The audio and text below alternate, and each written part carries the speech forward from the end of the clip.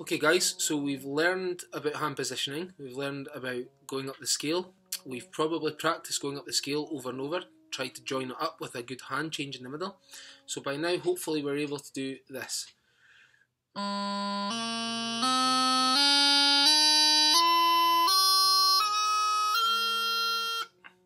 the natural next step is to go down the scale, okay? So to go down the scale, we need to be able to start on the high A position. So imagine you're covering all the holes.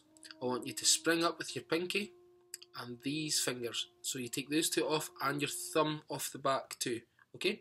So you've got your pinky up, thumb off the back, top two fingers off, and everything else is holding the chanter. This is quite a difficult hold if you're not used to your hand positioning, okay?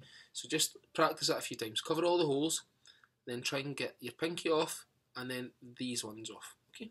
So I might try and do this side on so that you can see my left hand working.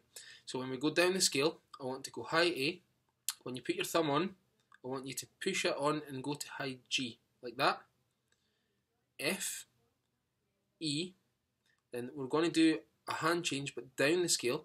So we're going to put this finger down in a little minute, but when we do that we're going to also lift these three.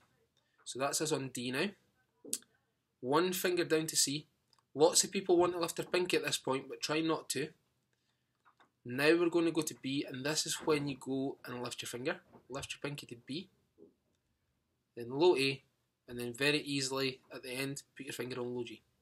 Now there are a lot of pitfalls in there, and there's a lot of room for people missing the holes or being a little bit inaccurate. So if you're getting it right, this is how it should sound.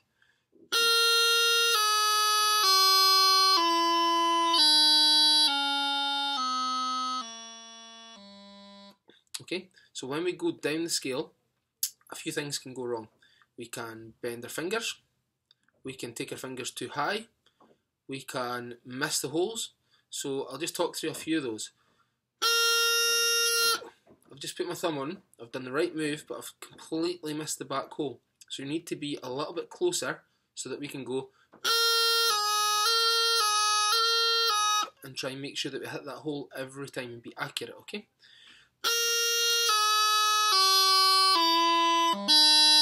Now that was a different type of mistake. There was a little crossing noise in there. So when I'm going from E to D, there was a little extra noise. And that time I was able to get rid of it by concentrating and going from E directly to D without hearing any other noises. So there's quite a lot of things that you can do that'll make this sound a bit imperfect. So what we need to do is practice that over and over and make sure that it sounds really smooth. You're spending the same amount of time on every note and it should sound really, really smooth all the way down the scale.